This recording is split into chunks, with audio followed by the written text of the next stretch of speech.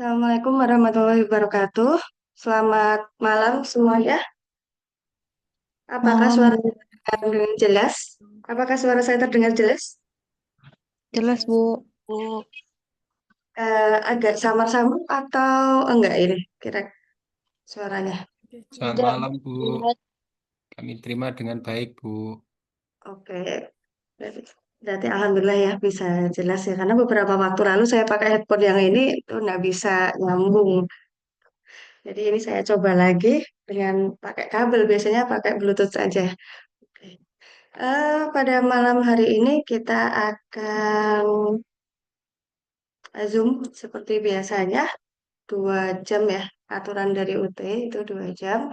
Dan ini saya sudah merecord untuk pertemuan pada malam hari ini. Bagaimana? Apakah dalam keadaan sehat semuanya? Alhamdulillah sehat, Bu. Alhamdulillah sehat Ibu. Alhamdulillah sehat, Ibu. Alhamdulillah, jika diberikan kesehatan ya, karena cuaca sekarang terutama di Jawa Tengah sangat ekstrim ini. Dari mulai tadi siang itu panas sekali, kemudian agak sorean sedikit sudah hujan dan sangat deras gitu. Jadi mungkin yang digempur habis-habisan adalah apa namanya daya tahan tubuh kita ya, terutama teman-teman yang kerja gitu. Jadi minggu kemarin saya juga batuk sampai minggu ini batuk saya belum sembuh. Nah, ini karena saya juga jarak dari rumah sampai tempat kerja itu 1 jam sendiri. Jadi ya setiap hari kena air hujan.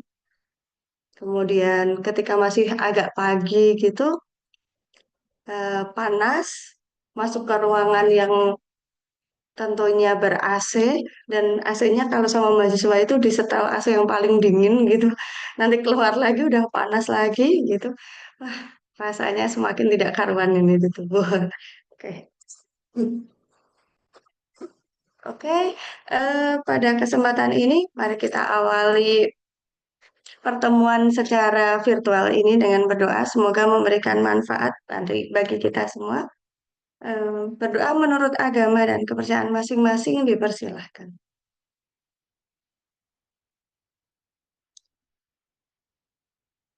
Selesai. Oke, untuk sebelum memulai perkuliahan, saya akan melakukan presensi terlebih dahulu. Sebelumnya silahkan untuk konsentrasi untuk kelas 41. Untuk kelas 41, mohon untuk dijawab kehadirannya ya. Sefri Novita Zebua, Hadir, Bu. Martin Bagas, Martin Bagas Pratama, enggak ada. Lala Suci Alwiyah, Hadir, Bu. Lia Susilawati, Naufal Faiz, Nisa Mutiara Rahmatillah, Hadir, Bu. Anissa Pratiwi, Sriyanti, Hadir, Bu. oh ya ada ya, Marwa Nurzainiyah, Hadir. ya, Lestrianawati, Lestrianawati, Muhammad Rifal Hasim, Muhammad Rifal Hasim tidak ada, Nabila Putri Wardani, Nabila Putri Dwi Wardani, oh ada, Hafizah Putri Wendy, Hadir, Bu. oh ya,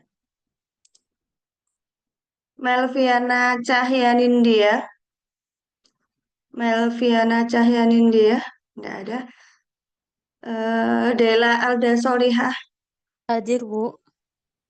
ya. Habib Khairul Latif, Lilis Indah Lestari, Hadir, Bu. ya. Melinda Wagiati, Melinda Wagiati nggak ada. Reta Umiati Satiti nggak ada. Yunda Anggreni. Hadir, Bu. Saya ulangi sekali lagi untuk kelas 41 yang hadir ya ini hanya Sefri, kemudian Lala Suci, kemudian Nisa Mutiara, kemudian Sriyanti, Marwa Nurzainia, kemudian Nabila Putri, Hafizah Putri, kemudian Dela Alda, Lilis Indah Lestari, dan Yunda Anggreni. Untuk yang lainnya tidak hadir. Gracelyn ada nggak, Bu? Gracelyn sebentar. Kelas lain mungkin ya. Saya belum masuk di kelas lain. Gracelyn kelas berapa? eh ini sih saya ngikutin yang di Zoom Meet yang 667, Iya. metode penelitian 67. Oh, 67 belum. Saya belum masuk ke 67. Oh, Bentar ya. baik, makasih, Bu. Ini, iya. Ini kita ke kelas 55 ya. 55 adakah Nurul Fauzia? Nggak ada. Putri Kusnul Rusita? Nggak ada. Elsa Safiatul Kamila? Hadir, Ibu. Oh iya. Ahmad Amiruddin? Bu, tadi Siap Putri hadir Bu, Kusnul. hadir Bu. Ahmad Amiruddin ada. Ade Nur Fadilah? Ade Nur Fadilah? Nggak ada. Meli Fauziah? Meli? Nggak ada. Tika Nur Fadilah? Nggak ada. Joko Lijoyo? Assalamualaikum, hadir Ibu. Waalaikumsalam. Iya. Kafka Nafisa Putri?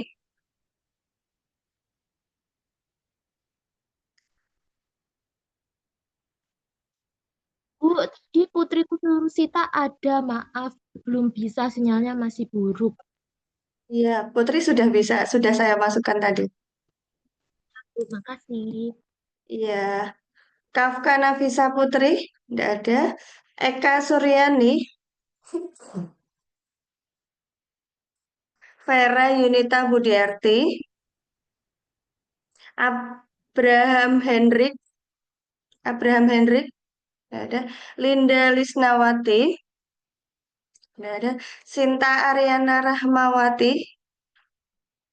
Christine Napitupulu?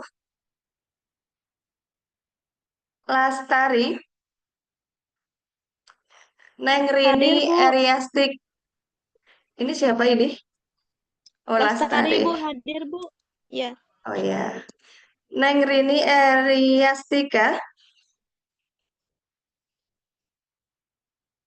Ada. Niviandi Nuriski? Hadir, Bu. Oh iya. Suryanti? Suryanti? Hadir. Hadir, Bu. Oke. Ya.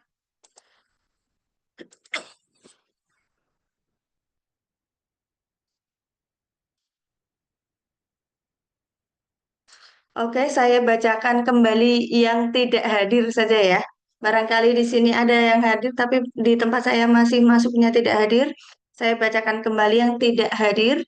Ade Nurfadilah, Meli Fauzia, Tika Nurfadilah, Kafka Nafisa, Eka Suryani, Vera Yunita, Abraham Hendrik, Linda Lisnawati, Sinta Ariana Rahmawati, dan Christine Napitupulu.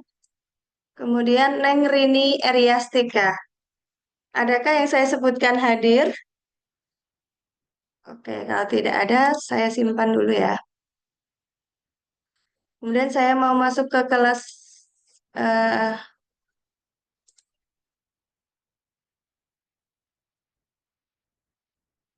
ke kelas 67. Mohon diperhatikan, saya ingin melakukan presensi di kelas 67.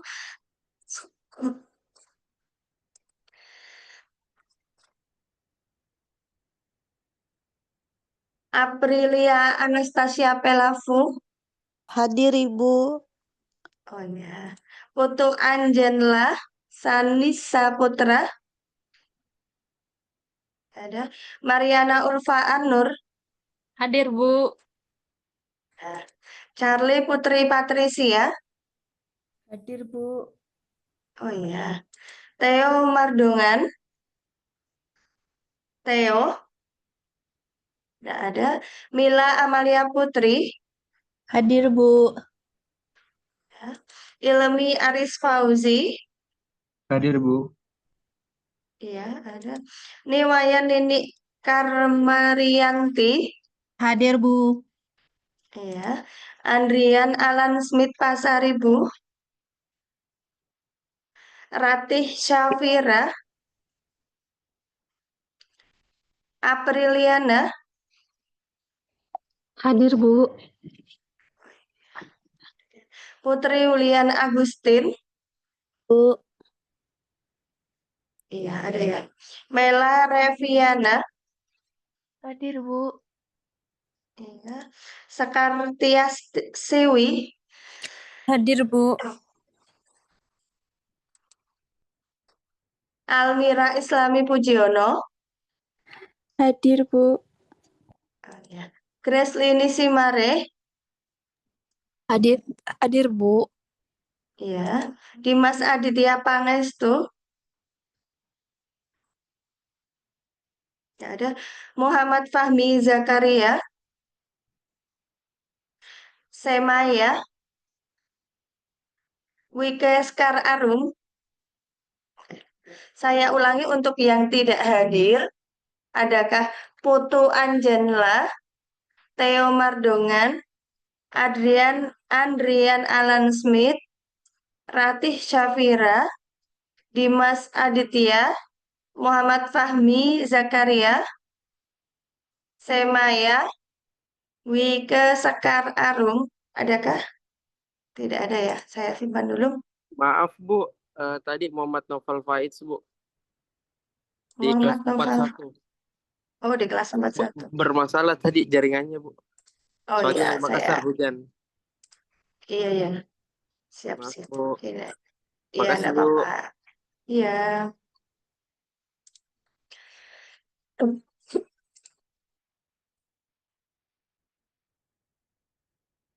Kemudian sebelum saya mulai untuk Zoom pada malam hari ini, saya ingin bertanya dulu, ketika saya menginput attendance di e-learning, di tempatnya teman-teman ada notifikasi apa ya? Saya mau tahu dulu. Reason Boleh Bu share ke... muncul statusnya. Oh, present gitu ya. Berarti kalau misalnya yang tidak hadir, tulisannya tidak hadir gitu ya. Ada tulisan gitu. Kemudian adakah penilaian di situ? Di e-learning teman-teman di sini ada Ada Bu nilai 100%. nilai kehadirannya ada nggak ya? Nggak ada. Di saya tidak ada, Bu. Oh, cuman ada keterangannya present gitu aja ya. Untuk web sebelumnya tidak ada keterangan juga present. Hmm, gitu.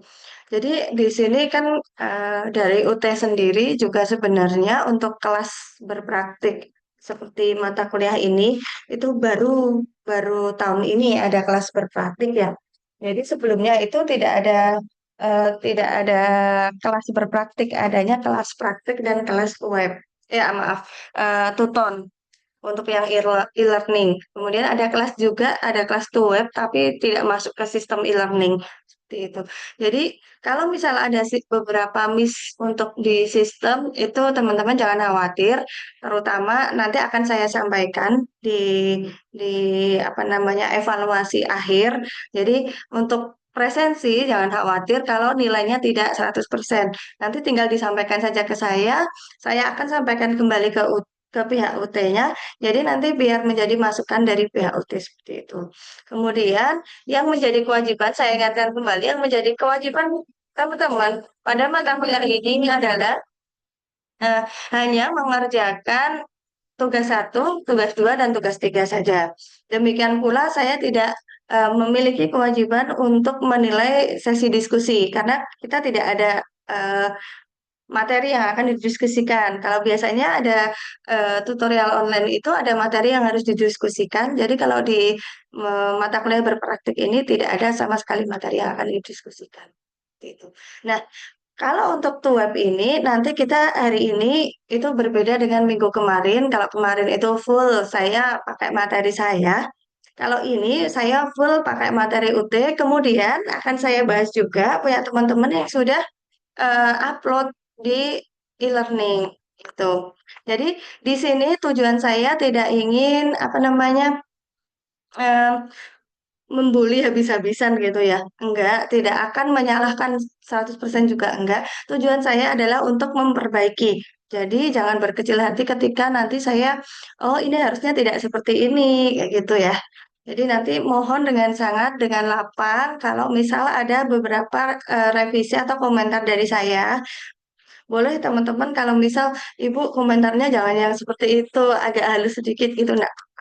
Jadi kita maju bareng-bareng, kita belajar bareng-bareng di sini. Statusnya saya di sini juga belajar untuk memahami bagaimana eh, teman-teman itu mengerjakan tugas. Kalau sebenarnya kalau di eh, karena kan berbeda ya di kampus saya sama di UT itu ternyata saya baru belajar ini deh sama teman-teman. Jadi belajarnya itu bukan belajar tentang materi, tetapi belajar untuk memahami bagaimana posisi teman-teman mengerjakan tugas, sedangkan teman-teman juga harus bekerja gitu. Jadi saya coba untuk memahami bagaimana cara teman-teman ini mengerjakan tugas. Jadi saya jangan menentukan target atau apa ya ekspektasi yang terlalu tinggi. Nah, kalau selama ini saya berada di kampus umum itu memang dituntut untuk kesempurnaan di kampus umum kan mereka juga mahasiswa saya tidak ada yang bekerja eh, sama kayak teman-teman yang ada di sini bekerja dengan ikatan gitu. Kebanyakan mereka juga ada yang ada yang bekerja, yang freelance, kemudian ada yang nggak bekerja sama sekali, yang masih bahkan untuk biaya pendidikan saja masih ini ya apa namanya dari orang tua gitu. Jadi beda sama di sini. Jadi saya di sini belajar untuk memberikan toleransi yang agak yang lebih longgar lagi, yang tidak terlalu ketat kayak di tempat kerja saya saat ini. Oke, kali ini saya akan menyampaikan mungkin sudah ada yang membaca ya materi ini, tetapi ini saya ulang lagi kalau mungkin hanya membaca saja akan apa ya bias atau artinya persepsi teman-teman tidak akan apa ya tidak akan satu arah atau satu jalur dengan apa yang sebenarnya harus apa ya dipahami gitu. Nah, pada pertemuan ini, kita akan membahas tentang sumber data, teknik pengumpulan, dan sumber bias data. Dan juga saya akan membahas tentang sesi ke-6. Sebenarnya mohon maaf, ini suara saya masuk enggak ya? Masih masuk, Bu. Masuk Aman. Ibu, Masuk, masuk. Bu. Iya, karena di indikator audio saya kok nggak gerak ya. Takutnya nggak masuk. Oke. Ini materi bisa di-download di e-learning, jadi teman-teman juga bisa belajar. Tapi kalau melihat materi yang seperti ini saja, pasti, lah ini apa, ini materi kalau tidak dijelaskan pasti agak bingung dikit ya. Nggak apa-apa kalau bingungnya dikit, kalau bingungnya banyak itu makin mungkin ke sini makin nggak paham nanti di akhirnya. Oke, kalau untuk capaian pembelajaran pada pertemuan kali ini, yaitu yang pertama menjelaskan dari mana sumber data itu. Nah, jadi harapannya nanti teman-teman akan tahu sumber data ini diperoleh dari mana saja. Kemudian menjelaskan bagaimana cara atau teknik pengumpulan data. Jadi data diperoleh dengan beberapa cara. Nah, nanti juga akan saya jelaskan. Kemudian menjelaskan sumber bias dalam pengumpulan data. Apa sih yang membuat data itu menjadi bias atau datanya memihak pada satu hal tertentu? Jadi kalau yang namanya penelitian itu tidak boleh data itu bersifat bias, baik dari hasil datanya atau sumbernya atau teknik pengumpulan atau cara pengumpulannya. Jadi yang namanya data itu harus benar-benar murni, non-bias atau tidak mengarah ke hal apapun. Walaupun sebenarnya penelitian kita bersifat positivisme, artinya harus menerima hipotesis. Tapi teknik pengumpulan kemudian sumber datanya tidak boleh bias. Makanya harus dijelaskan di sini di teknik pengumpulan itu harus seperti apa. Kemudian ada juga capaian yang terakhir adalah menentukan metode bagaimana metode pengumpulan data yang tepat untuk sebuah penelitian. Kalau ini nanti kita akan bahas tentang penelitian kualitatif dan kuantitatif. Nah, untuk pengumpulan kualitatif itu bagaimana cara mengumpulkan datanya, demikian pula untuk penelitian kualitatif bagaimana cara pengumpulan datanya. Nanti kita akan jelaskan di sini.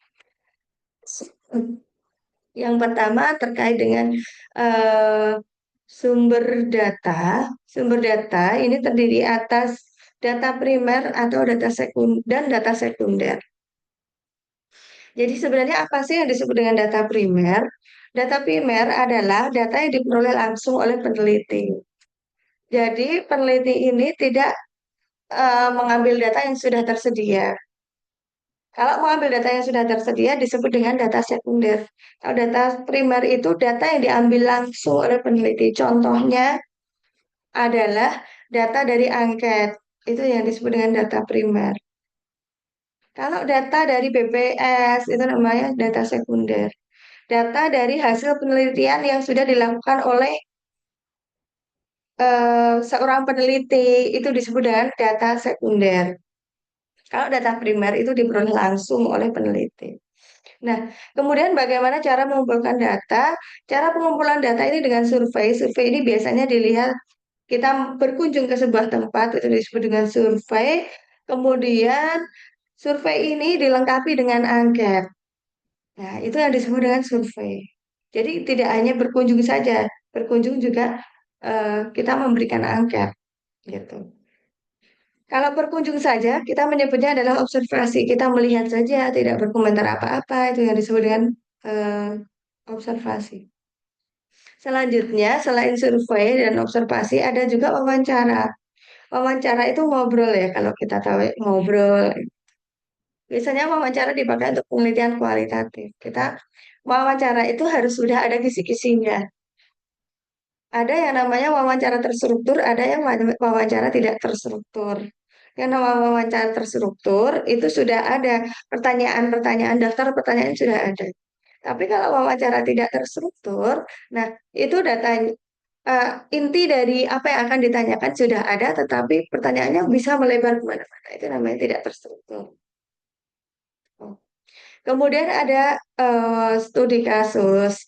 Studi kasus ini adalah biasanya kita melihat ada observasi, wawancara, dan kita pakainya dokumentasi sebenarnya. Jadi data dokumentasi itu biasanya disebut dengan data sekunder. Dokumentasi ini sudah ada, studi kasus atau dokumentasinya ini sudah ada dari tempat penelitian. Misal ada akta, kemudian ada alur pelayanan seperti itu. Kalau di tempat saya itu ada namanya perkuliahan manajemen pelayanan, di mana mahasiswa diminta untuk melakukan observasi dan melakukan studi kasus. Di sana bagaimana proses pelayanannya, gitu. Kemudian eh, sangat penting adanya etika dalam pengumpulan data. Itu sangat penting. Untuk apa sih sebenarnya etika dalam pengumpulan data? Tujuannya adalah untuk menghindari bias data dan mengatasi terjadinya bias data. Nah, di sini seperti yang sudah saya jelaskan tadi, data ini ada data primer dan ada data sekunder. Jadi data primer itu dikumpulkan langsung oleh peneliti melalui cara observasi, wawancara, ataupun kuesioner. Ini yang disebut dengan data primer. Observasi ini harusnya sudah ada panduan observasinya, ada catatan observasi. Itu untuk data primer. Kemudian untuk data sekunder, Observasi bisa nggak Bu untuk data sekunder? Observasi itu bisa untuk mengumpulkan data berupa dokumentasi. Nanti kita bisa minta lah dokumentasi gitu. Atau kita bisa melakukan foto misal infografis yang ada di eh, tempat kita observasi gitu. Kemudian ada sumber data yang kedua yaitu data sekunder, di mana data sekunder ini dikumpulkan oleh pihak lain melalui laporan penelitian, publikasi, atau data statistik dari BPS, atau data dari internet. Gitu. Nah, kemudian kalau untuk data sekunder, untuk di administrasi bisnis, sepertinya data sekunder di ADBI itu hmm, agak sulit. Untuk penelitian dengan menggunakan data sekunder di ADBI itu agak susah. Berbeda dengan ekonomi pembangunan atau development economics. Nah, itu bisa data-data dari Bank Indonesia, dari BPS, itu bisa didapat.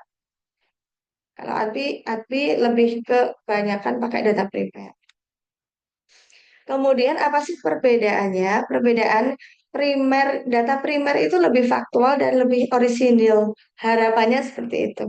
Tetapi ya kembali lagi kalau namanya data primer yang ambil adalah peneliti, nanti kan sangat bersinggungan dengan bias atau ketidakjelasan atau data itu mengarah ke satu tujuan peneliti.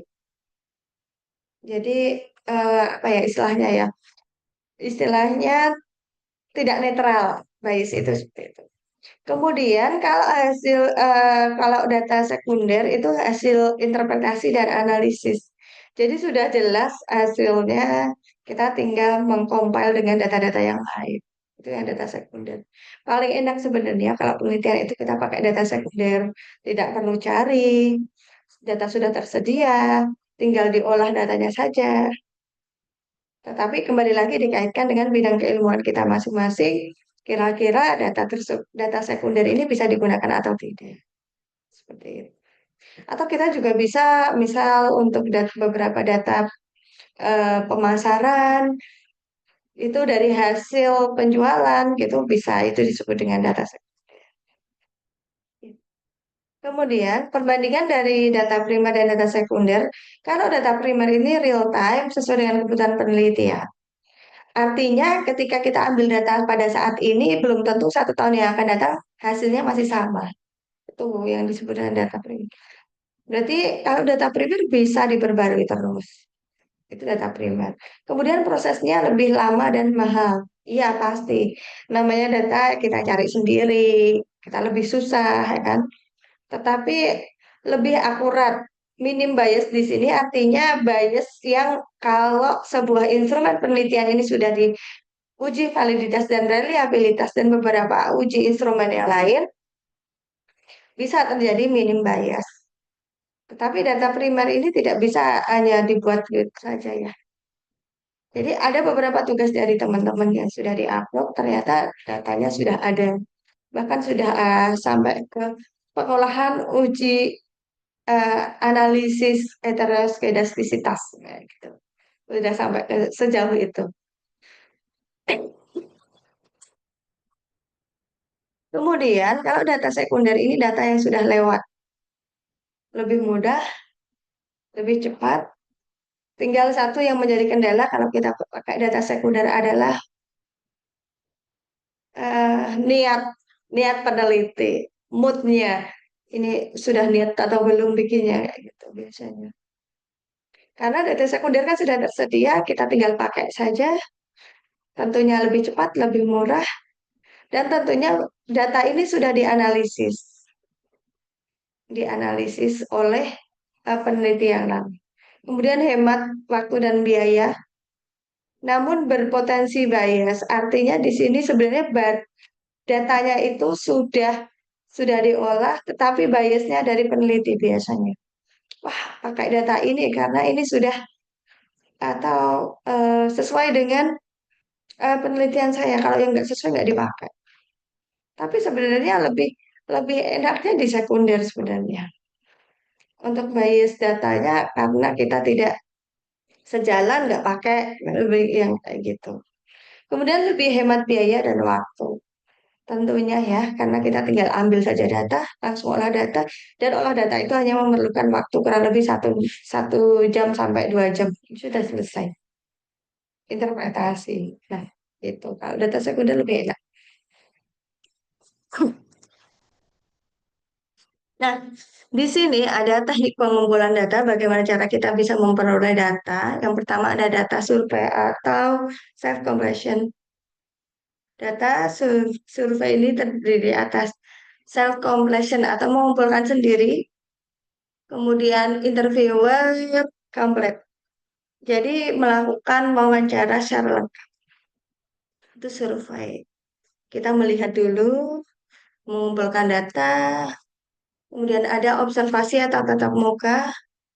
Observasi bisa dilakukan melalui tatap muka, online, atau pelacakan perilaku. Itu observasi. Kalau yang namanya tatap muka, online, kemudian dan pelacakan perilaku, ini tanpa interview. Jadi kita melihat saja, namanya observasi. Kemudian ada teknik eksperimen, mengumpulkan data. Kemudian ada kuesioner terstruktur. Pasti kalau yang namanya kuesioner itu harus terstruktur ya. Karena kuesioner itu harus mewakili indikator-indikator penelitian. Kalau kuesioner tidak bisa mewakili indikator penelitian, kembali lagi nanti datanya, walaupun data primer menjadi data bias. Nah, di sini ada teknik pengumpulan data kualitatif, di mana ada wawancara. Wawancara itu ada terstruktur, semi terstruktur, tidak terstruktur, dan mendalam.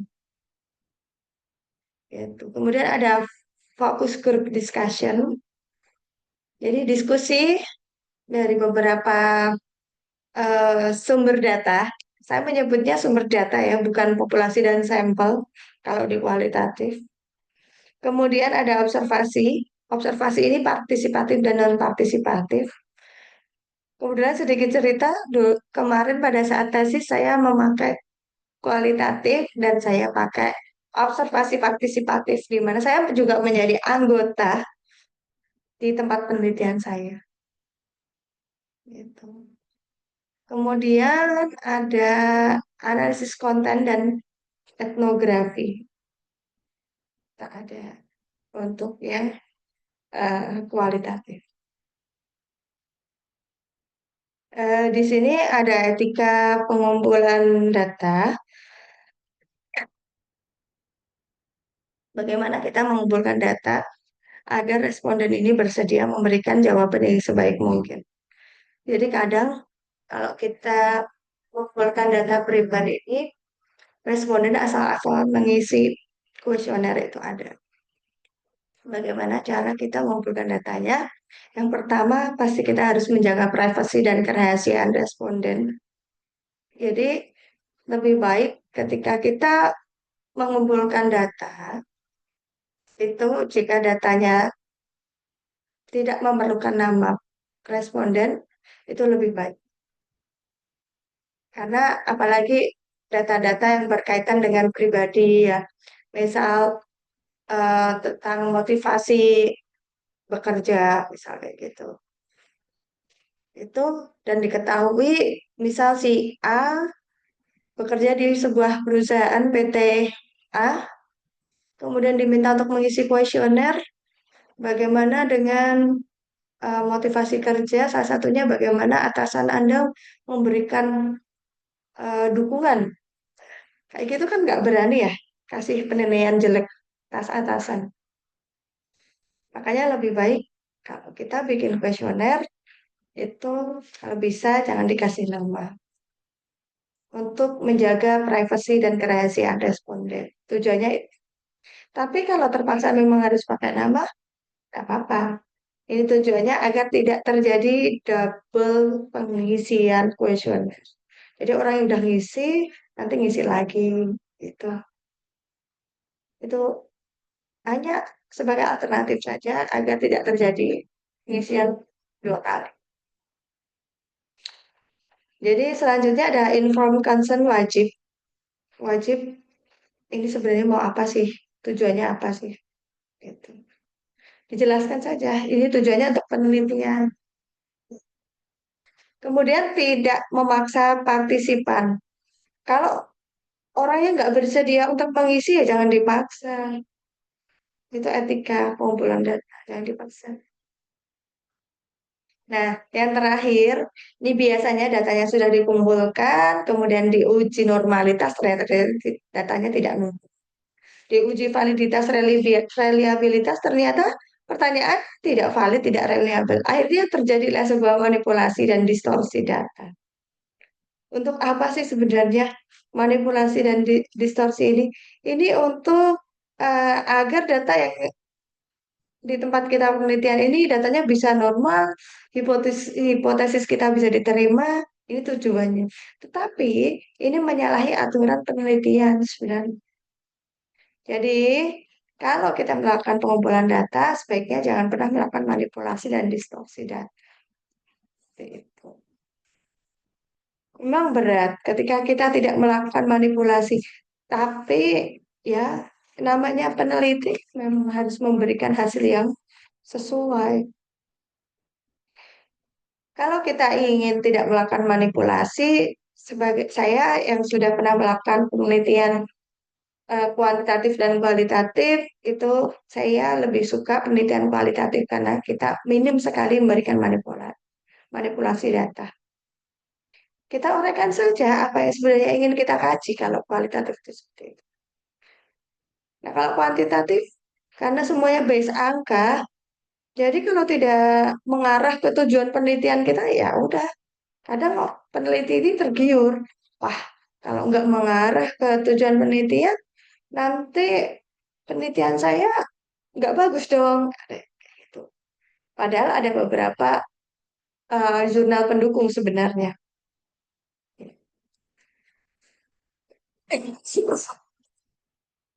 Di sini ada sumber bias data. Sebenarnya apa saja yang membuat kita ini memperoleh data yang bias atau data yang tidak sebenarnya. Yang pertama dari responden jawabannya tidak jujur. Jadi kadang responden itu yang penting ngisi. Ya udah dibikin baik sekali. Gak dibaca pertanyaannya. Kemudian dari peneliti sendiri, interpretasi subjektif itu pasti. Karena dari hasil yang sudah dikumpulkan dari responden, ternyata interpretasinya nggak sesuai dengan tujuan penelitian, ya sudah diarahkan biasanya gitu. Kemudian ada bias instrumen, ya, di mana pertanyaan leading dan desainnya buruk. Biasanya bias instrumen ini karena sekarang kan banyak ChatGPT ya. Jadi instrumen itu disediakan oleh ChatGPT. Gitu. Jadi sebenarnya kalau disediakan oleh ChatGPT, kenapa kelemahan? Yang namanya instrumen ini dasar dari pengambilan data yang memang dasarnya harus dari teori, bukan dari ChatGPT. Itu yang membuat desainnya jadi tidak sesuai dengan indikator penelitian. Kemudian ada bias sampling.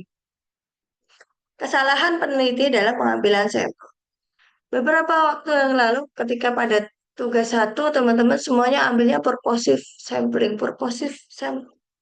Justru dengan purposive sampling ini kalau sebenarnya sampelnya tidak positif ya tidak bisa mewakili sampel. Purposive sampling ini harus ada kualifikasi tertentu yang memang sudah ditentukan. Jadi sampelnya harus seperti apa? Semuanya pakainya si purposive. Kenapa tidak pakai random saja? Ya, tapi random nanti bisa bias juga. Bagaimana cara kita pakai bias sampling, menghilangkan bias sampling? Silakan pakai sampel yang sebanyak-banyaknya. Jangan pakai sampel yang hanya di bawah 100. Gitu. Walaupun sebenarnya sampel 30 itu udah boleh.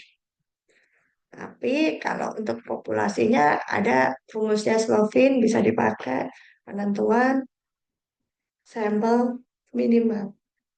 Kalau jumlah populasinya 100, 110, Sepertinya sampelnya sudah 90-an ke atas kalau yang pakai Slovin itu. Jadi kalau cuma pakai serat, kemudian tidak ada rumusnya, populasinya berapa, tidak tahu. Nah, itu yang membuat bias samplingnya seperti itu. Seperti yang sudah dijelaskan teman-teman ketika tugas 1 dan tugas 2 kemarin. Gitu. Kemudian bagaimana sih mengurangi bias? Tentunya kita harus menggunakan instrumen yang valid dan reliable, di mana instrumen ini harus diuji dulu validasi dan reliabilitas. Teman-teman bisa pakai eViews, dan bisa pakai SPSS, bisa pakai Excel, di mana di tugas 1 dan tugas 2 tidak ada teman-teman yang mengungkapkan penggunaan alat analisis tersebut. Wajib ya, validitas dan reliabilitas ini wajib. Ini untuk menguji apakah betul ini pertanyaan penelitian ini digunakan untuk menjawab eh, pertanyaan-pertanyaan yang ada, untuk menjawab variabel-variabel yang sudah atau yang akan teman-teman teliti. Gitu. Itu validitas. Kemudian kalau reliabilitas, apakah keseluruhan pertanyaan ini reliable, relevan digunakan untuk mengukur variabel yang diteliti. Kemudian kita gunakan sampling yang representatif. Ingat, sampel tidak harus purposif. Yang kemarin pakai purposif, oh kayaknya ini bisa nih, random sampling aja lah. Boleh diperbaiki dengan random sampling. Kemudian latih pewawancara netral ini untuk meneliti kualitatif, di mana pewawancara ini nggak boleh memihak kepada tujuan penelitian. Kemudian anonimitas dan kerahasiaan responden, tentu kalau bisa responden dibikin anonim atau tidak menyebutkan nama. Jadi mereka akan mengisi kondisi yang sebenarnya. Nah, yang terakhir ini yang sangat penting, di mana triangulasi data, yang namanya triangulasi data. Ya, mengkombinasikan beberapa sumber data, beberapa metode atau teknik pengumpulan data. Jadi penelitian ini tidak hanya diambil dari kuesioner saja. Kemarin diambil dari kuesioner saja, kalau bisa tidak diambil dari kuesioner saja. Nah, kesimpulannya adalah data primer dan sekunder ini penting dalam penelitian. Teknik pengumpulan juga harus sesuai dengan tujuan penelitian. Karena untuk menjawab tujuan penelitian. Kemudian etika penelitian juga wajib dijaga dan bias data harus dikenali dan diminimalisir. Walaupun bias data ini tidak bisa dihindari sama sekali. Oke. Ini untuk tabel perbandingan yang tadi sudah saya jelaskan. Sudah. Itu untuk materi di sesi kelima. Mungkin dari sini ada yang mau ditanyakan terkait sumber data. Silahkan kalau mau bertanya. Atau sudah paham semua?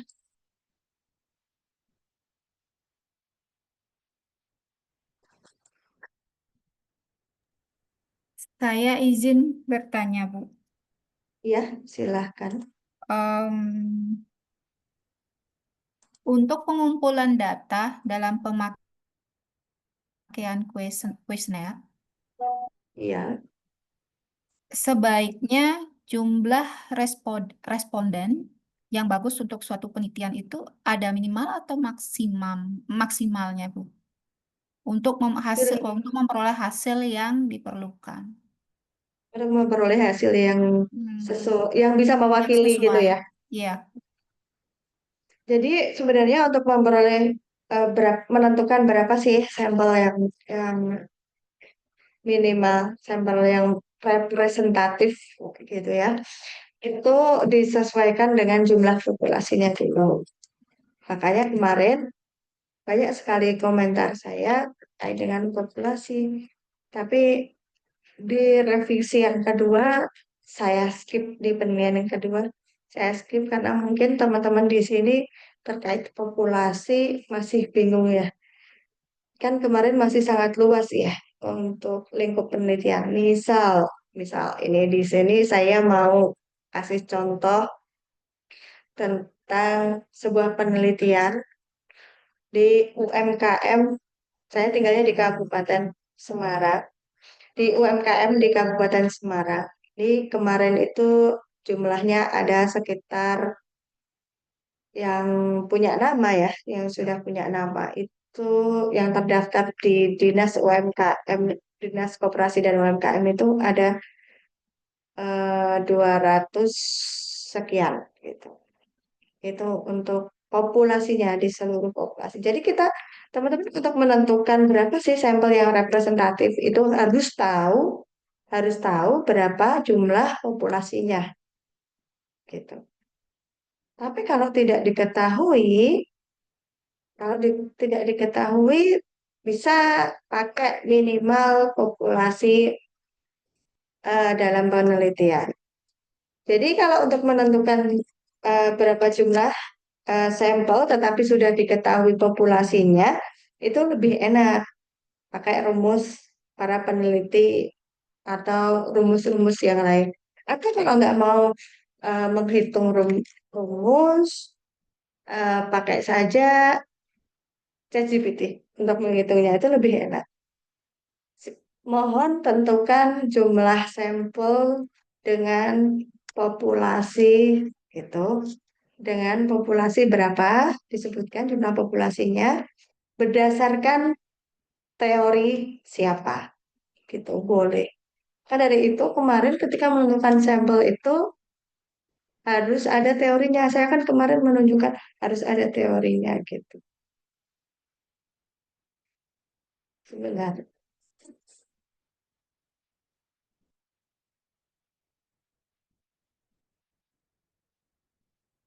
Itu untuk yang jumlah populasinya diketahui bisa pakai Slovin, metode Slovin.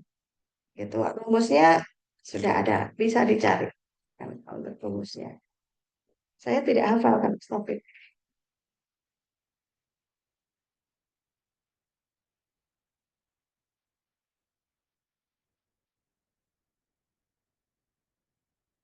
Itu untuk jumlah yang diketahui. Tetapi kalau jika sampelnya tidak diketahui jumlahnya, kita pakai derajat kepercayaan. Di mana derajat kepercayaan itu biasanya alfa, disebut dengan alfa, atau eh, tingkat apa ya, toleransi terhadap kesalahan data penelitian. Alfa itu biasanya dipakainya kita 5%. Kalau alfanya 5%, kemudian alfa 5% berarti 95% data bisa dipercaya. 5%-nya data ini tidak bisa dipercaya. Itu berapa sih jumlah sampel jika populasi tidak diketahui atau saking banyaknya? Misal tentang pelanggan, survei kepuasan pelanggan atau survei tentang keputusan pembelian, di mana kita nggak tahu jumlah pelanggannya itu berapa, kita bisa pakai derajat kepercayaan di mana kalau rumusnya Slovin, derajat kepercayaan itu sekitar 390% ya. 95%, maaf. 95% itu sekitar 384 orang. Itu yang populasinya tidak diketahui. Kita ambil sampel langsung 384 orang. Gitu. Tapi kalau better kalau misal populasi diketahui dan populasinya di bawah 100 itu harus dipakai semua. Jadi populasi sama dengan sampel. Kalau di atas 100 nanti bisa dihitung pakai Slovin dengan derajat kepercayaan 95%. Nanti akan ketemu sekitar 90-an berapa gitu kalau di atas 100. Gitu. Gitu mungkin ada lagi yang mau ditanyakan terkait sampel sebelum saya lanjutkan.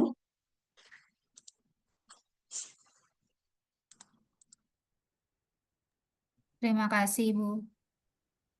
Ya, sama-sama. Ada lagi yang mau ditanyakan? Silahkan.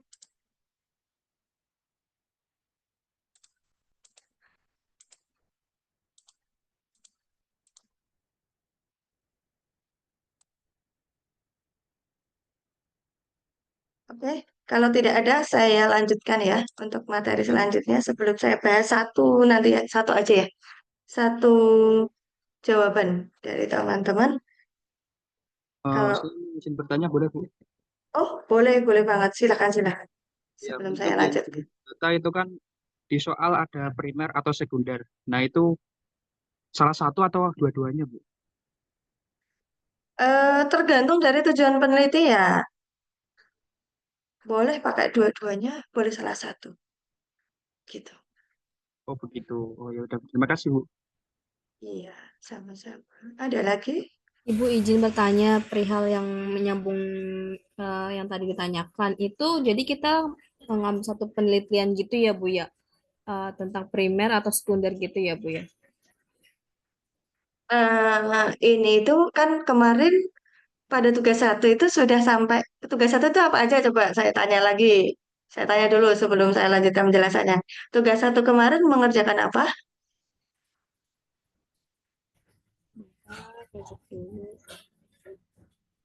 Coba.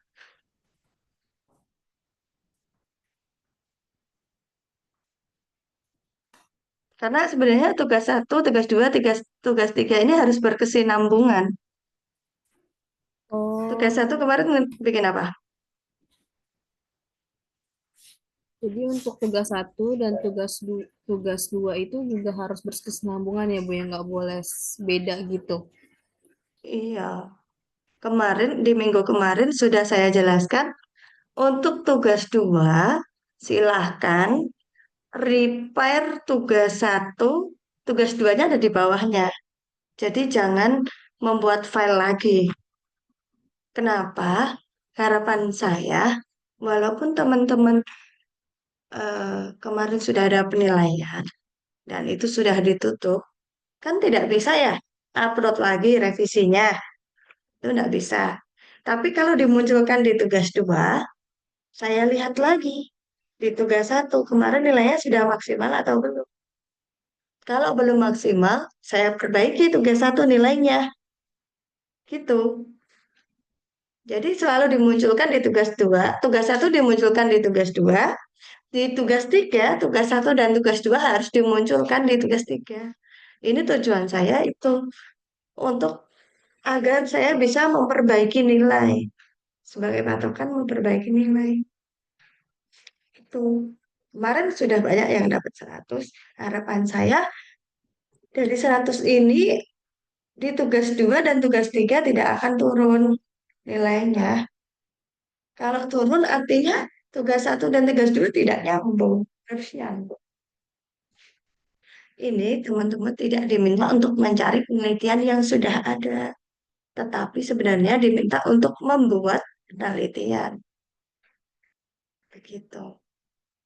Ini hampir mirip-mirip dengan eh, karya ilmiah. Hampir mirip dengan itu. Tetapi kalau di sini di tugas, maaf, sebentar.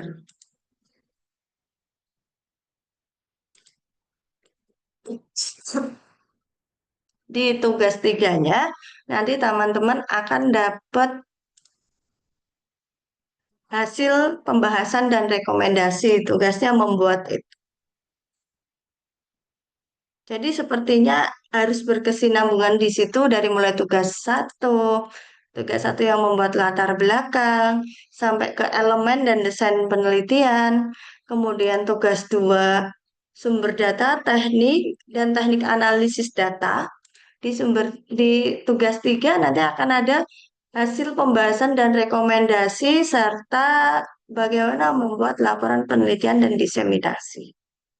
Gitu, itu di tugas tiga. Jadi silahkan dibuat berkesinambungan, jangan putus-putus, jangan dipisah filenya, tugas satu, tugas dua, dan tugas tiga. Karena kalau dipisah, nah ini tugas dua ini sumber datanya, sumber data untuk penelitian yang mana?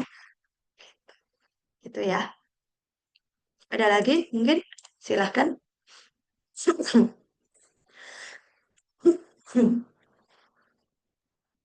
Silahkan yang mau Assalamualaikum bertanya. Ibu, izin bertanya. Waalaikumsalam. Iya, silahkan. Jadi maksudnya apakah dalam mengupload tugas kedua ini juga disertakan tugas satunya Bu, digabung gitu?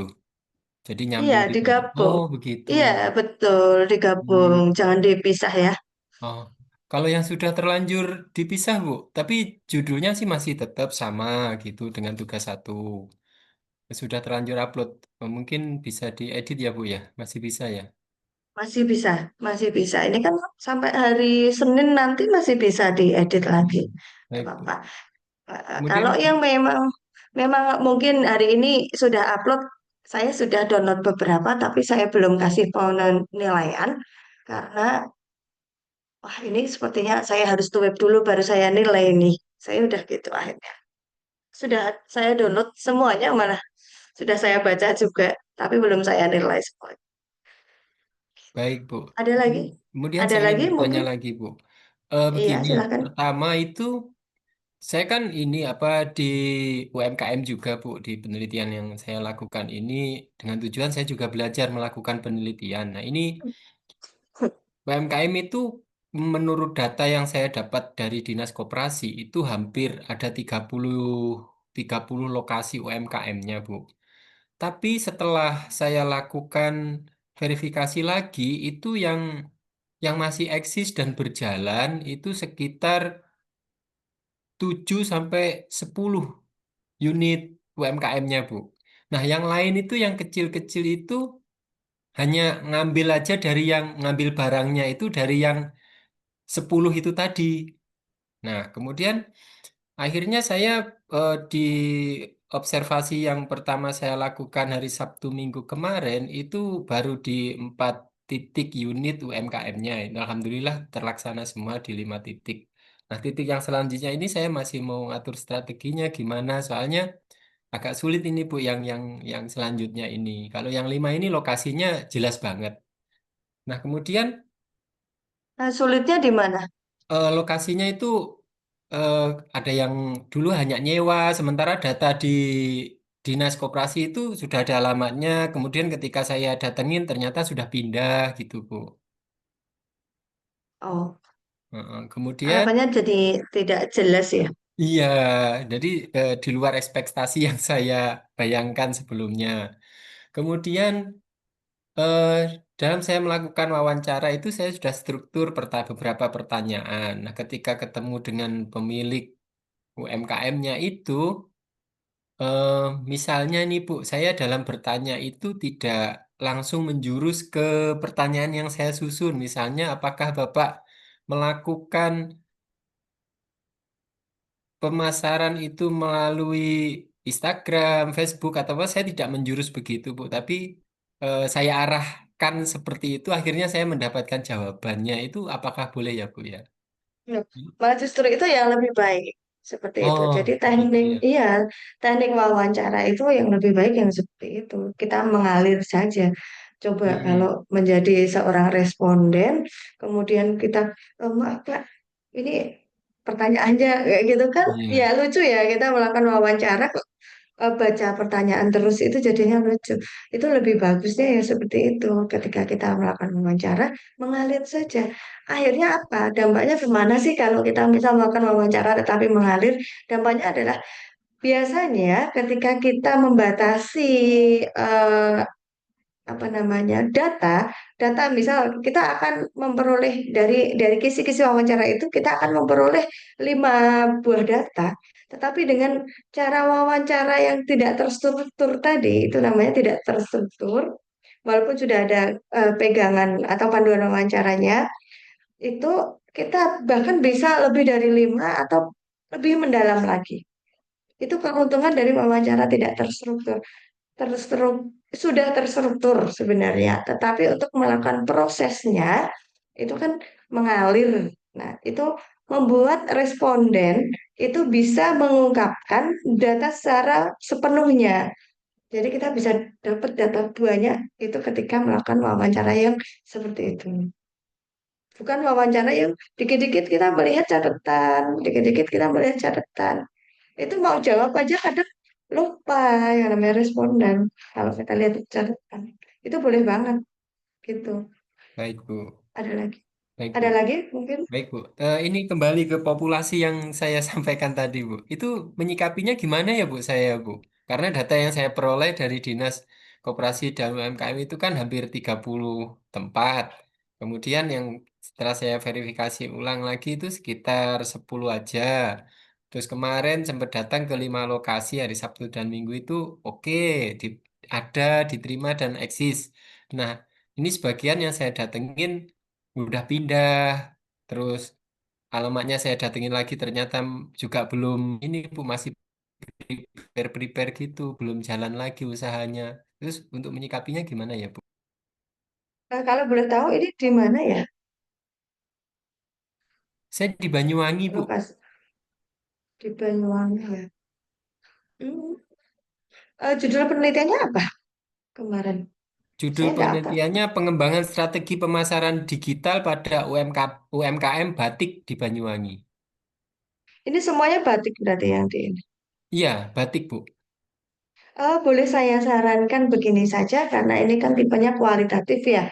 Iya, Jangan mengambil sumber data yang kecil. Ambil saja sumber datanya yang maksudnya sumber data itu UMKM-nya yang berjalan sudah sangat sukses gitu misal. Paling sukses di mana? Karena dia paling pasti strateginya sudah bagus. Kualitatif itu ambil yang paling bagus gitu. Misal hanya satu saja boleh. Boleh. baik Pakai Bu. satu sumber data saja boleh. Coba dipilih. Kalau misal sekarang sudah dapat berapa tadi? 5 ya. 5 Bu.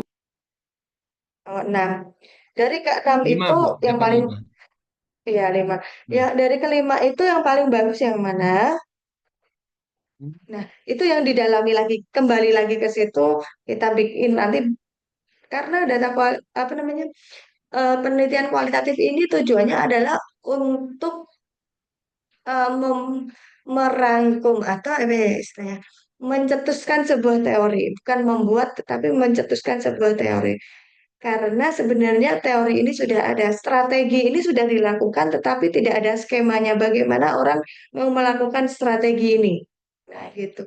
Jadi silahkan pakai satu UMKM yang paling bagus dari kelima UMKM yang sudah didapat. Lima-lima yang paling bagus yang mana?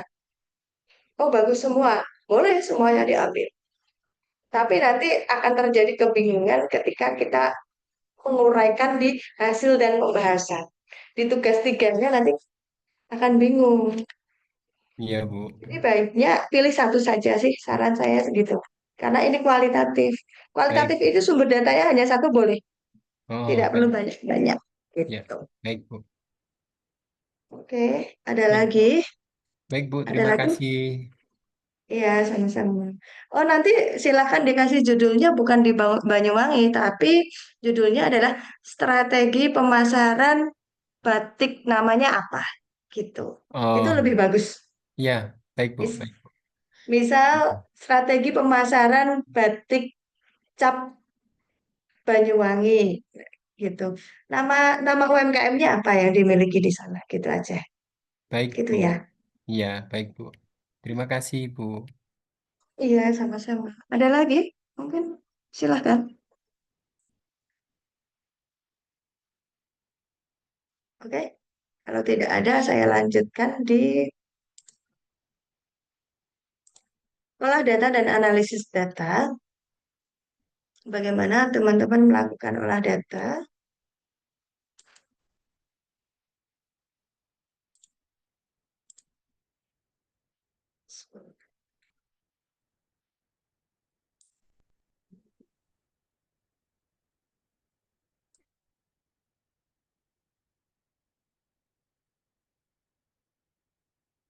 Nah, ini adalah data yang sudah kita dapatkan, kita olah agar bisa menunjukkan hasil hasil dari penelitian kita. Seperti apa hasilnya? Nah, itu harus dilakukan olah data dan analisis, harus dianalisis data itu. Kemudian kita lanjut. Nah, data adalah sebuah aset yang sangat penting untuk mengambil sebuah keputusan. Artinya di sini ambil keputusan apa sih? Ambil keputusan penelitian. Jadi sebuah data ini proses pengolahannya meliputi yang pertama dikumpulkan dulu, kemudian difilter, dibersihkan, dipilih, dipilih data mana yang mau dipakai, kemudian dilakukan editing data, data yang sudah dipakai di apa namanya diperbaiki atau diambillah dipangkas yang nggak dibutuhkan dibuang saja, yang dibutuhkan dipakai. Seperti halnya tadi ketika ada teman yang mencari data melalui wawancara, wawancaranya sudah ada panduan wawancaranya, tetapi ngobrolnya mengalir saja. Nah, itu diedit, dibersihkan. Yang tidak dipakai dibersihkan. Kemudian perlu adanya pengkodean. Kalau data kuesioner itu ya tidak, ya kasih satu, tidak kasih nol. Kalau pakai skala Likert, ada kodenya 1, 2, 3, 4, 5, yang pilih paling bagus kasih 5, yang pilih paling jelek kasih 1. Itu namanya pengkodean. Kemudian di entry atau di input atau dimasukkan ke dalam Excel. Tuh, itu olah datanya. Karena analis data ini ada deskriptif, pakai statistik biasanya ini.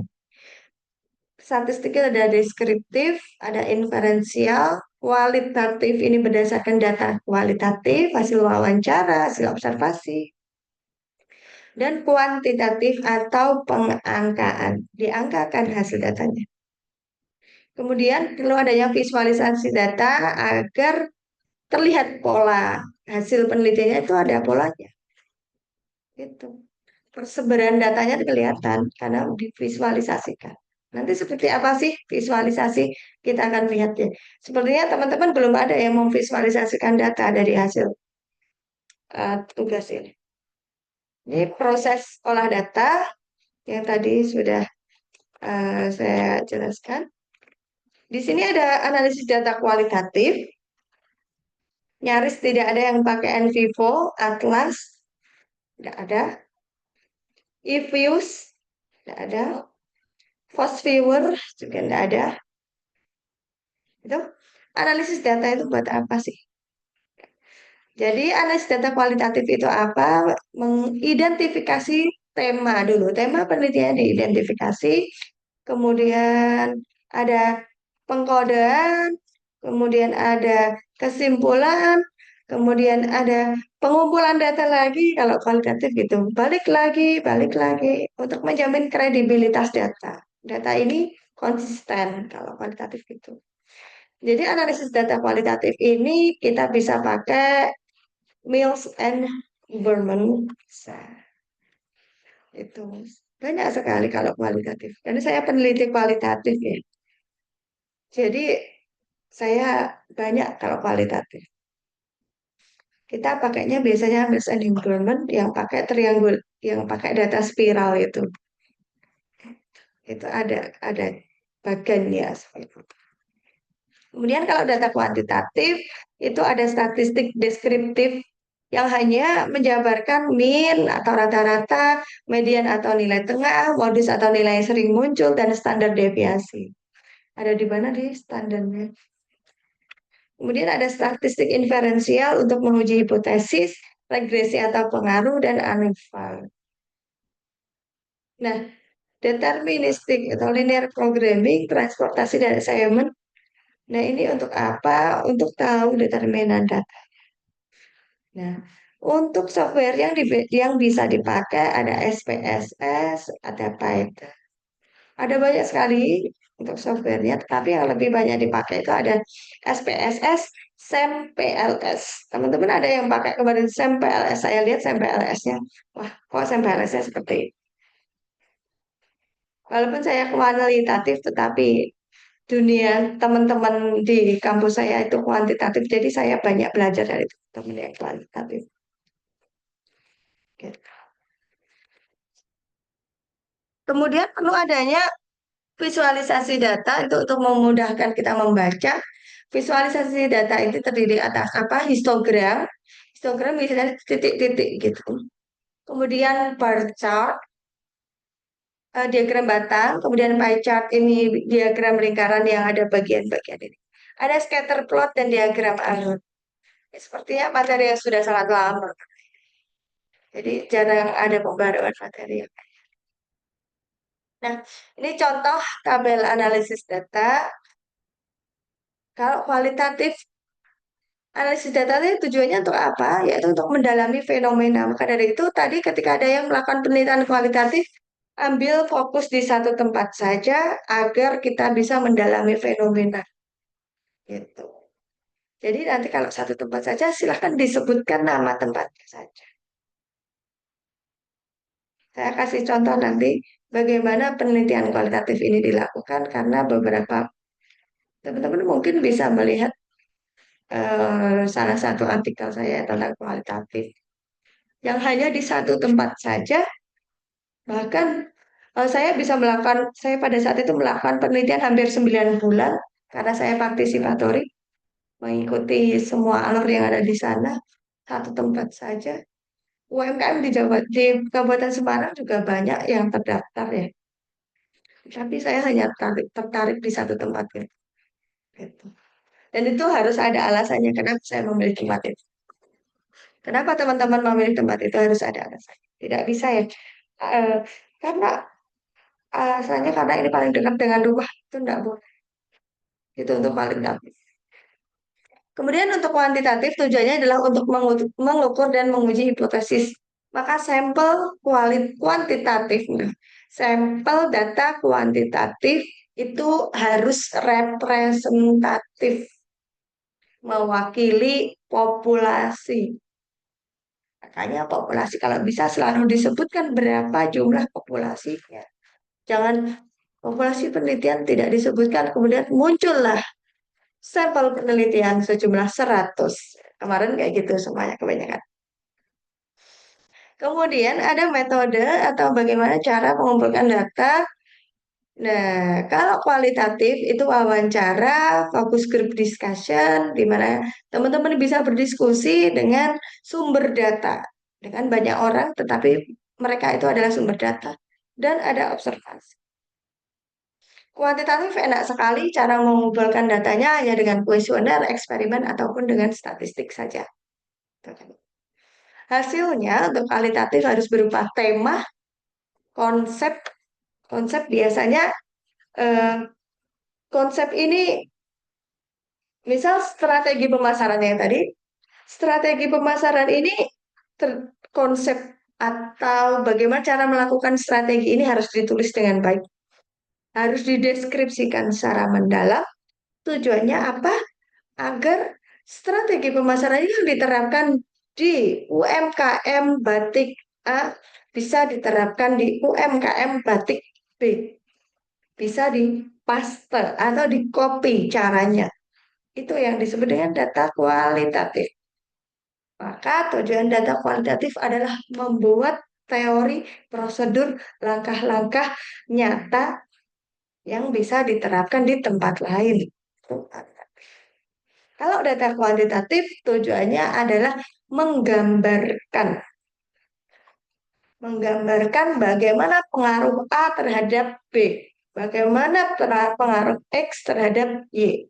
Nah, dari itu harus berwujud angka, harus berwujud grafik, harus berwujud uji statistik, harus ada tabelnya, harus ada alfanya, harus ada pengaruh A terhadap B berapa persen gitu. Itu yang disebut dengan data kuantitatif.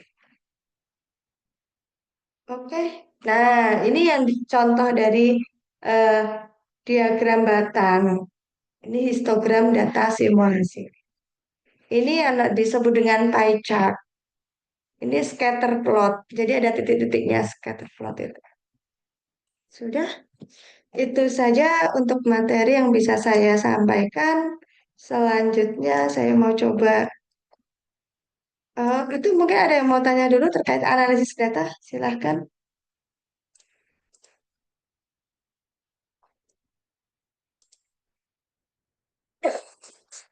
Silahkan terkait analisis data boleh, kalau ada yang mau tanya. Izin bertanya. Iya, silahkan. Untuk data kuantitatif, saya bisa memilih salah satu dari grafik yang Ibu contohkan tadi. Bisa, bisa dipilih. Boleh diagram batang, boleh pie chart, boleh scatter plot. Terima kasih, Bu.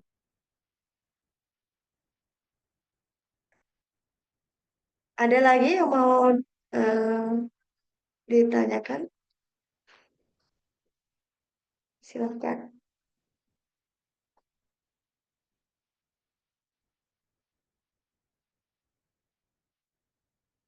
Ada sukarelawan yang mau dijadikan sampel untuk dibahas hari ini? Boleh, punya siapa ini?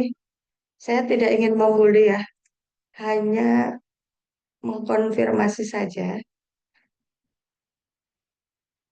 Silahkan, punya siapa yang rela? Kalau tidak ada, saya ini ya, saya pilih aja ya.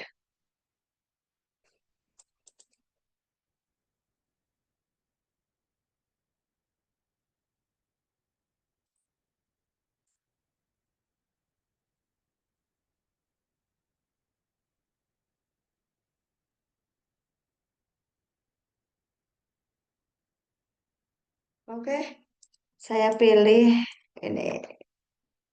Silahkan bisa. Oh, punyanya Dela Alda Soliha. Ini kelas berapa ini Dela Alda? Dela Alda Soliha, sebentar. 5 ya, 55 ya, kelas 55 ya.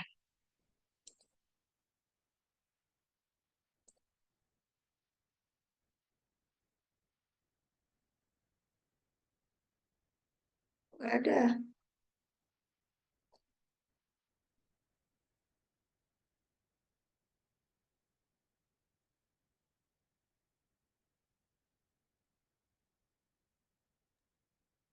Ada punyanya Dela Alda Soliha.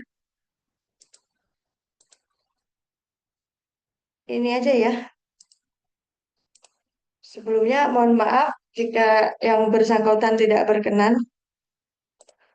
Boleh punya saya lagi, Bu? Nggak apa. Oh, oh enggak apa-apa. Oke, Nggak apa. siap-siap. Lanjut Kakak Lini.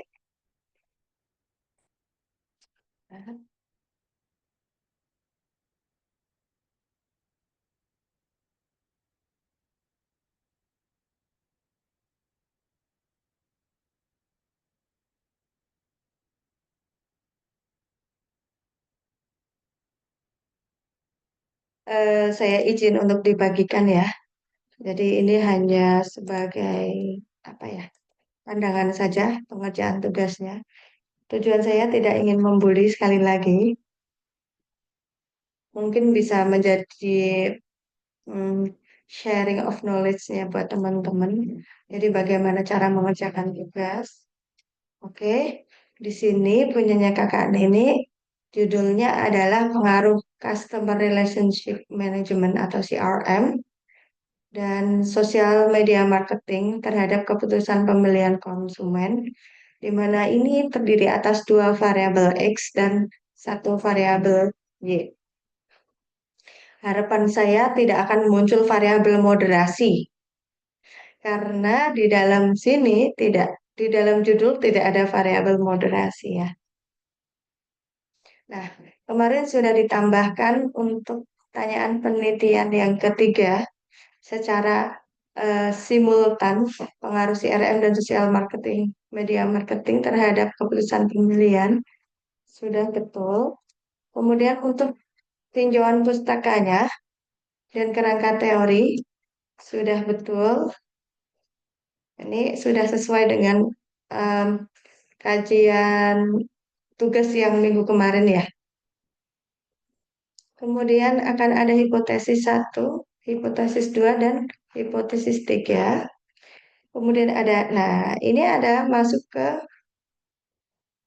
eh, apa namanya?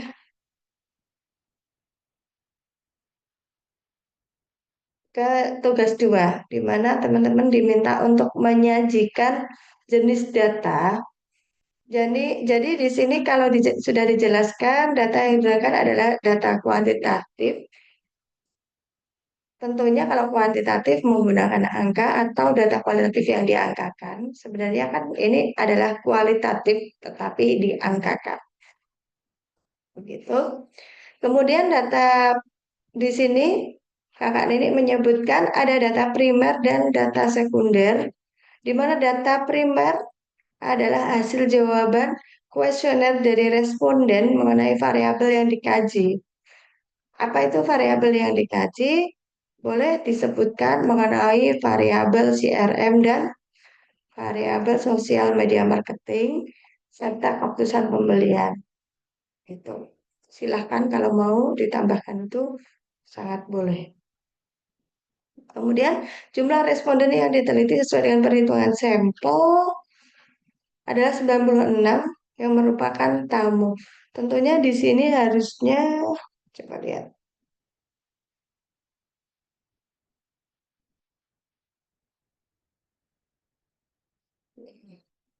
Nah, tidak diketahui ya jumlah sampel populasinya. Nah, itu sebenarnya kalau misal mau pakai rumus ini, tidak apa-apa, tidak apa-apa, pakai rumus ini. Pakai dengan teori yang lain juga tidak apa-apa, tapi yang penting harus sudah ada teorinya siapa, gitu. Untuk dat, untuk respondennya atau untuk sampel. Kemudian untuk data sekunder adalah, nah di sini data sekundernya dihilangkan saja. Saran saya, dihilangkan saja karena studi empiris yang telah dilakukan. Nah, di sini sebenarnya tidak menggunakan data sekunder karena datanya hanya data primer saja. Gitu. Data sekundernya dihilangkan saja karena menggunakannya hanya data primer. Gitu ya. Kemudian untuk teknik pengumpulan data, nah, di sini nggak sinkron karena teknik pengumpulan datanya data primer hanya dibahas data primer dikumpulkan melalui kuesioner online kepada pelanggan. Kemudian, nah gitu saja. Maka dari itu yang di atas tadi data sekundernya mohon untuk dihilangkan saja. Begitu. Apakah untuk pengumpulan datanya tidak ada wawancara? Iya, Coba. tidak sejauh ini yang saya pikirkan tidak ada Bu karena terkait waktu juga saya bekerja. Kemudian em, responden juga eh, posisi mereka tidak bisa saya sentuh dengan melakukan wawancara karena beberapa dari mereka eh, di luar kabupaten. Oh gitu. Oke, berarti langsung saja di sini disebutkan untuk teknik pengumpulan data yaitu melalui kuesioner online. Gitu saja. Oke. Gitu. Jadi di sini ada dikasih apa ya sub judul lagi kuesioner online. Hmm. Gitu. Jadi nanti langsung kelihatan. Ini data sekunder di atas nanti dihilangkan ya. Kemudian untuk instrumen penelitian, coba lihat dulu. Berapa jumlah soalnya harus dijelaskan di sini di instrumen. Berapa jumlah soal penelitian gitu. Kemudian jumlah soal untuk variabel apa namanya? CRM ada berapa? Kemudian jumlah soal untuk variabel sosial media marketing ya tadi ya. Itu ada berapa? Kemudian jumlah soal keputusan pembelian ada berapa? Gitu. Kalau perlu di sini indikatornya juga diuraikan. Boleh. Jadi indikator misal CRM ada indikatornya berapa, apa saja diwakili oleh berapa pertanyaan. Gitu. Ini masih teori ya, yang ini yang instrumen penelitian. Mohon untuk dilengkapi jumlah soalnya berapa, jumlah soal per variabel juga berapa, mohon untuk dilengkapi. Gitu ya. Ini untuk instrumen. Kemudian untuk metode analisis data, betul, pertama pakai SPSS. Sudah ditentukan alat analisisnya, kemudian validitas reliabilitas,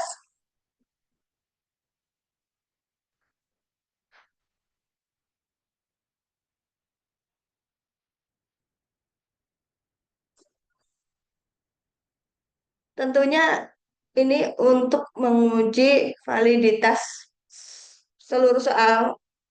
Sebutkan saja jumlah soalnya ada berapa. Gitu. Diuji validitas. Kemudian untuk uji asumsi klasik. Nah, uji asumsi klasik ini silahkan dibuat per poin. Misal satu uji asumsi klasik kan di sini ada uji asumsi klasik. Kemudian mungkin A gitu, uji normalitas, kemudian B, uji multikol, dan C, uji heteroskedastisitas. Gitu. Seperti itu. Silahkan ditunjukkan teorinya siapa. Jadi di sini Ghazali, boleh Ghazali. Begitu untuk uji asumsi klasik dibuat per poin saja. Kemudian uji regresi linear.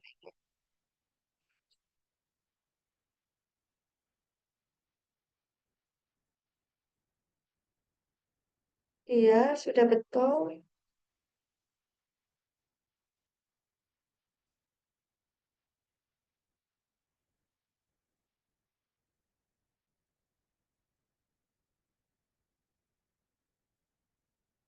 Iya, itu saja punyanya kakak ini yang perlu diperbaiki terkait sumber data. Silahkan diperbaiki sumber datanya tadi. Kemudian terkait metode pengumpulan, sesuaikan. Instrumen penelitian juga harus menyebutkan pertanyaannya ada berapa. Gitu. Mungkin ada yang mau ditanyakan terkait review saya ini? Silahkan. Yang Ibu, punya.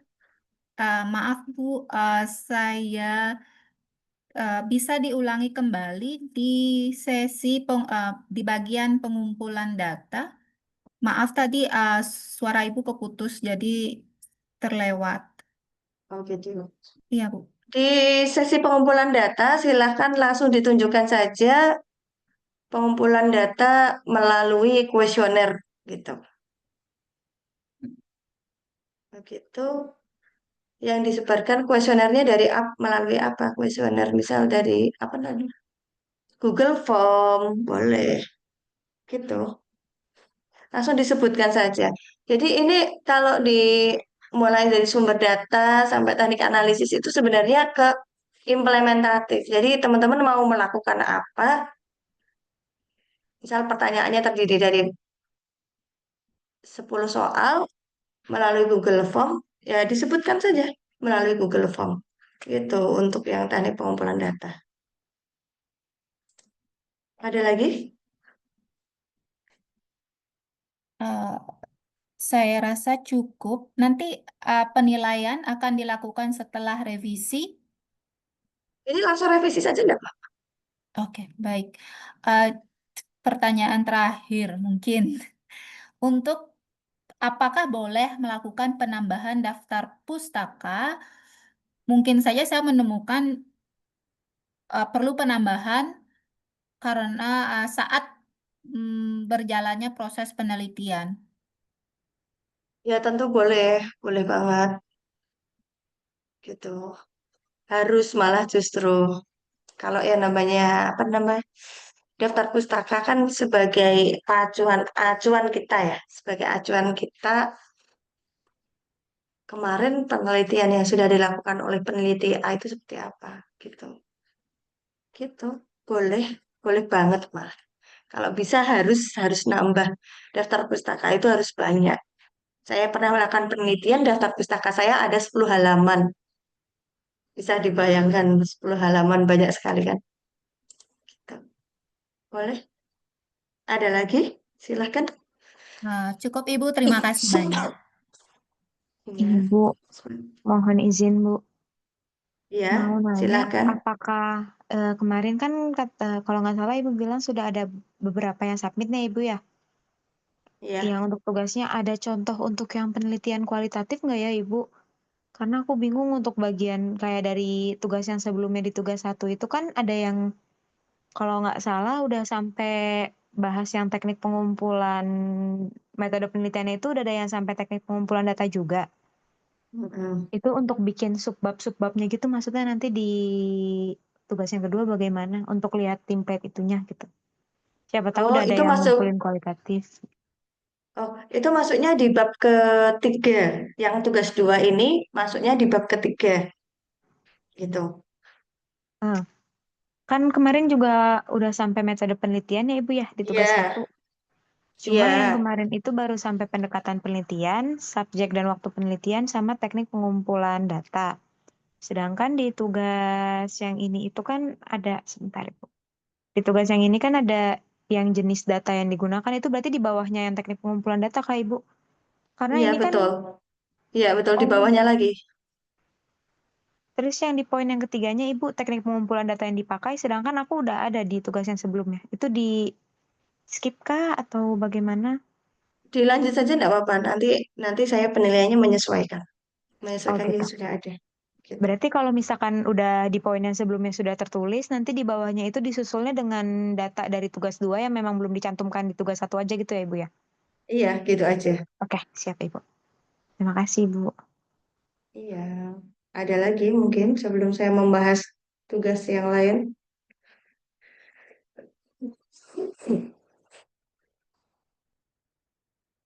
Silakan.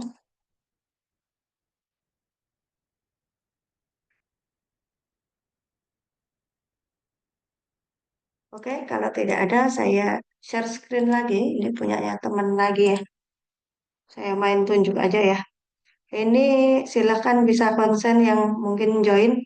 Punyanya saudara Ilmi Aris Fauzi. Ada enggak ini? Tadi kayaknya masuk ya.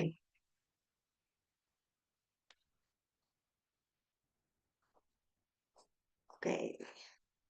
Jadi judulnya adalah Strategi Pemasaran dan Kemajuan Teknologi Digital terhadap Peningkatan Penjualan. Kalau peningkatan penjualan berarti ini datanya harus ada primer, harus ada sekunder. Oke, kita bahas dulu. Untuk penulisan bab, oke, aman. Sampai ke bawah. Ini minta tolong untuk bab 2-nya nanti di ke bawahkan lagi ya. Agak ke bawah lagi beda halaman aja sama ini tujuan penelitian. Oh iya, Bu. Dibuat beda halaman. Kemudian di maaf ya, mungkin kemarin saya terlupa. Di tinjauan pustaka, minta tolong di sini teorinya siapa? Tentunya kalau ini tahun 1960 udah lama banget ya. Pasti udah ada yang mengkaji. Nah, siapa ini? Bukunya siapa? Gitu. Dimunculkan saja di sini. Boleh. Kemudian untuk ini analisis SWOT, bukunya siapa? Jangan lupa, jangan pakai teorinya siapa saja, tapi silahkan memunculkan bukunya siapa. Kemudian sama sampai ke bawah ya teorinya.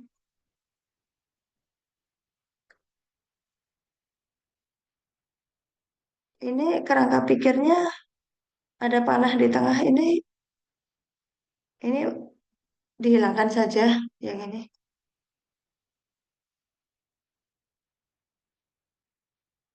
Iya, Bu. Untuk hipotesisnya,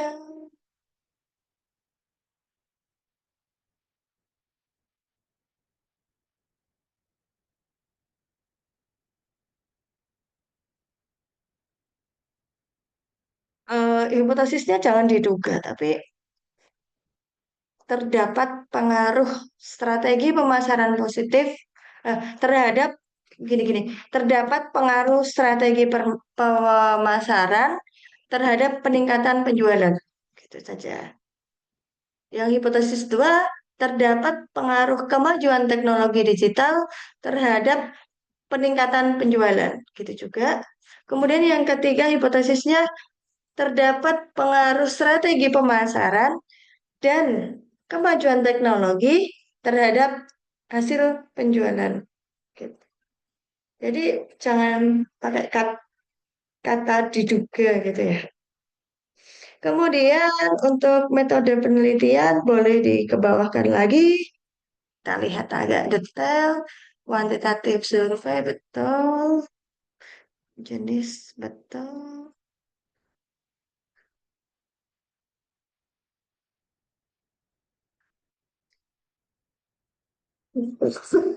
Nah, di sini ada populasinya 15.000 usaha. Oh, banyak banget ya. Ini mana penghitungannya? Slovin. Ini kalau bisa dibuat poin-poin aja ya. Misal metode penelitian. Satu, jenis penelitian. Dua, populasi dan sampel penelitian. Tiga, teknik pengumpulan data atau jenis data. Ini sudah ada teknik pengumpulan data di sini, tetapi di sini ada teknik pengumpulan data. Teknik anak, sorry. Iya, ya, benar-benar. Saya salah melihat. Nah, di sini ada poin lagi teknik pengumpulan data. Kemudian di sini ada poin lagi teknik analisis data. Barukah seperti itu ya? Jadi dibuat ini. Kemudian jangan lupa untuk tentunya untuk jenis penelitian, kemudian untuk eh, penentuan sampel penelitian. Ini pasti tidak segini kalau sebaik populasinya ini tidak representatif gitu. Coba dihitung ada rumusnya.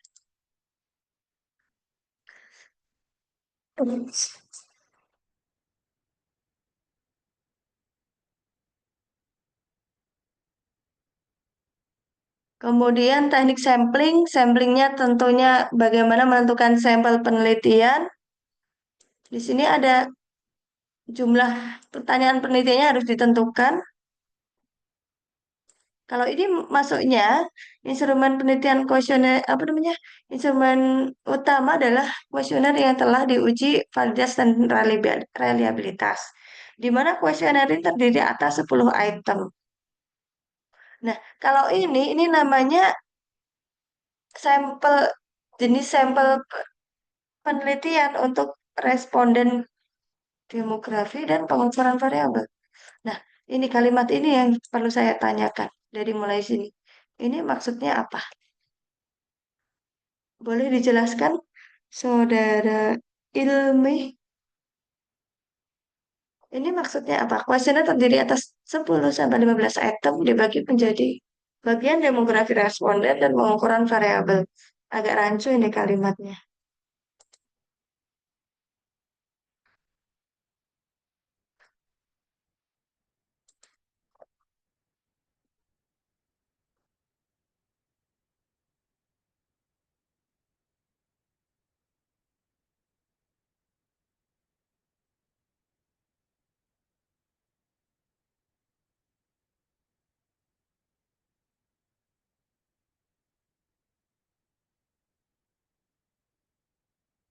Oke, saya lanjutkan saja.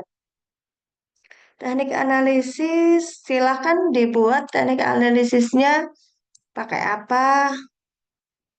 Jangan gini ya, ini terlalu umum. Seperti tadi, ada uji asumsi klasik, dijelaskan saja. Ini merah semua ini kalau saya warnain. Itu.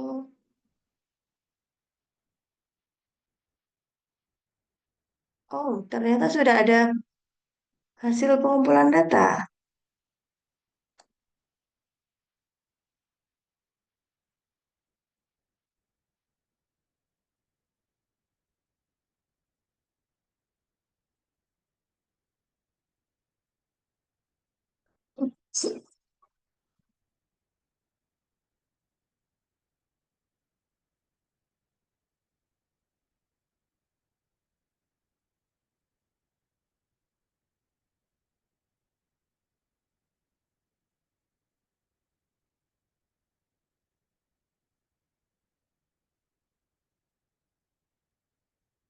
Saya mau tanya dulu, kalau data peningkatan penjualan ini kan harusnya bukan data primer, harusnya data sekunder karena dia berkaitan dengan omset, gitu. Saya menyebut data sekunder karena data tersebut tinggal minta aja ke UMKM-nya, dia naik nggak, setiap bulannya berapa omsetnya, gitu. Jadi sebenarnya yang primernya hanya strategi pemasaran dan ini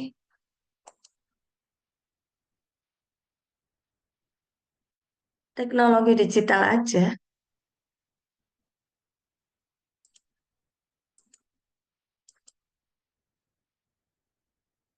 Data demografi UKM ini untuk apa ini?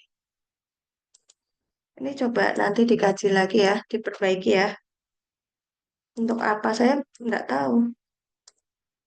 Data demografi UKM-nya. Suara saya masih terdengar tidak ya? Terdengar, Bu. Oh, Masih terdengar, dat- Bu, tapi putus-putus di saya. oh, oh, putus-putus ya.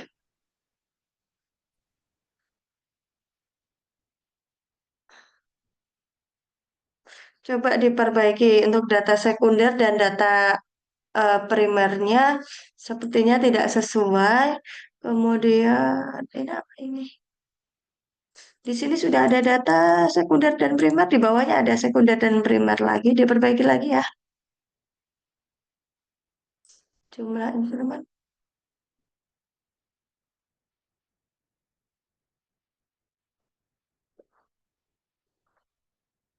Ini sepertinya tidak perlu untuk pretest instrumen.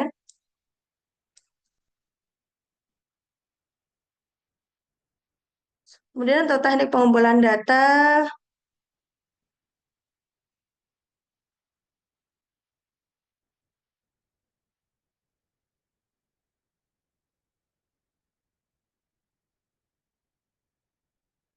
nah kok melalui lembaga dan ini. Coba nanti dikaji lagi, ini dibaca-baca lagi ya. Kok sepertinya yang ini. Kayaknya nggak perlu pakai proses pengumpulan data, ini pakainya teknik aja. Jadi kalau tekniknya survei atau kuesioner, tulis saja di sini kuesioner, satu, dua, wawancara, gitu, tiga, observasi, gitu aja. Yang proses pengumpulannya ini dihilangkan saja. Kemudian untuk instrumen yang digunakan,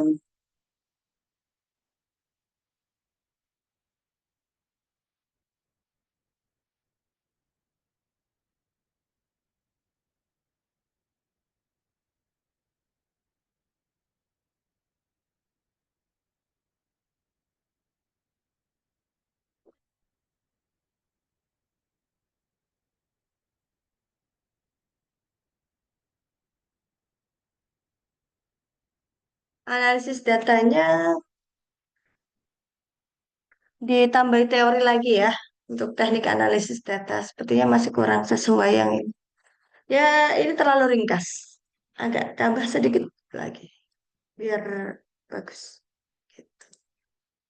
Itu untuk punyanya Ilmi Fauzi, kemudian sebelumnya ini siapa ini?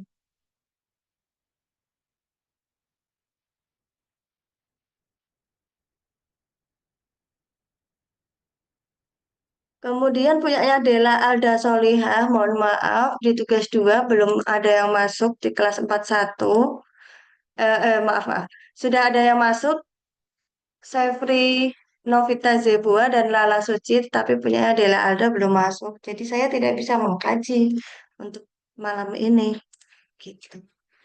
Oke, untuk hari ini sudah untuk teorinya dan untuk pengkaji atau bedah proposal sudah saya lakukan 2 proposal saya bedah. Mungkin ada yang mau ditanyakan, boleh silahkan terkait tugas 2 ini, maaf, tugas 2 sebelum saya tutup, silahkan. Izin, Bu. Iya, silahkan. Untuk tugas 2, saya kan ada revisi banyak. Jika nanti saya tindih saja pas upload. Halo, Ibu. Iya, iya, ditindih saja enggak apa-apa. Ditimpa saja di atasnya. Nanti akan muncul dua-duanya di tempat saya. Oke, berarti nanti saya namai revisi aja satu ya, seperti tugas Mi- sebelumnya. Misal pun tidak dinamai, di tempat saya itu ada tanggalnya. Jadi saya selalu ambil yang tanggal paling baru biasanya. Oke, Gitu. Enggak oke, apa-apa, baik. enggak diganti nama enggak apa-apa. Nanti di saya langsung ada tanggalnya, tenang saja. Oke, baik Bu, terima kasih. Iya, sama-sama. Ada lagi mungkin silahkan sebelum saya tutup pertemuan pada malam hari ini.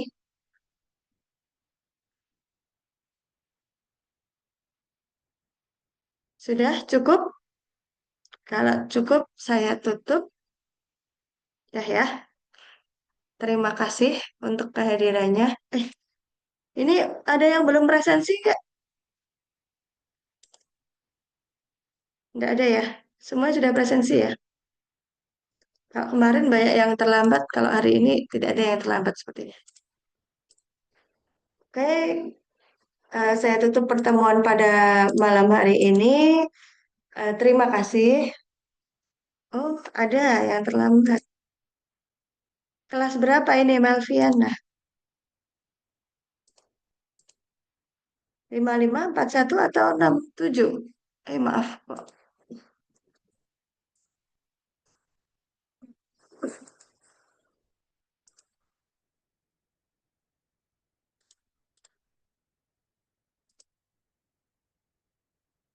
Uh, 63. Saya tidak mengajar di kelas 63, Melviana. Apakah salah rumah ini? Sebentar, saya cek dulu ada namanya nggak, Melviana ya.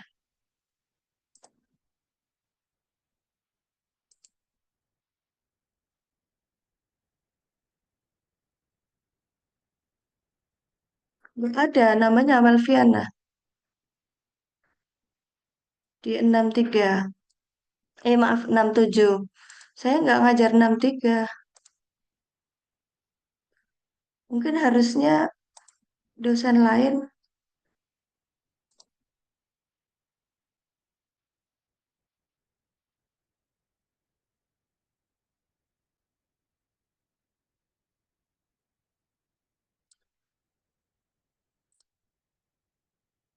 Coba Melviana minta tolong untuk buka mikrofonnya, silahkan.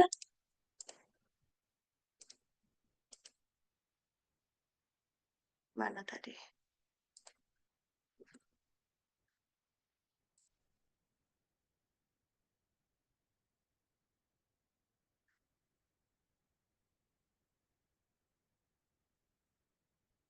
Ini sebenarnya nggak ada. Ini salah kamar ini kayaknya. Selamat Melviana itu malam, nggak. Ibu. Selamat malam. Iya, Ibu dari Oh, kelas 41. Mohon maaf, Ibu. oh, Soalnya masih, kelas 4. iya, soalnya masih posisi kerja juga, Ibu. Tadi terlambat. Oh, oke. Iya. Maaf. Sudah.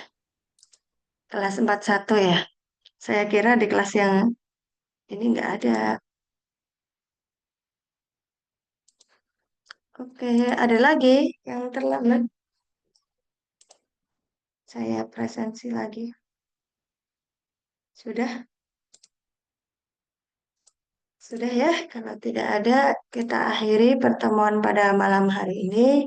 Semoga bermanfaat. Selamat istirahat. Saya juga sudah capek sekali ini hari ini. Karena tadi biasanya saya sampai rumah itu setelah ngajar jam 1, jam 2 udah sampai rumah. Ini kebetulan tadi di Semarang hujan sampai sore. Mau pulang juga mager. Keluar dari gedung, mau ke parkiran juga mager. Niat hati mau nunggu hujannya sampai terang, ternyata sampai maghrib nggak terang. Ya sudah, saya nekat pulang. Itu kita tutup ya pertemuan pada malam hari ini. Semoga memberikan banyak manfaat untuk teman-teman di UT. Selamat beristirahat, semoga sehat selalu. Selamat malam. Wassalamualaikum warahmatullahi wabarakatuh.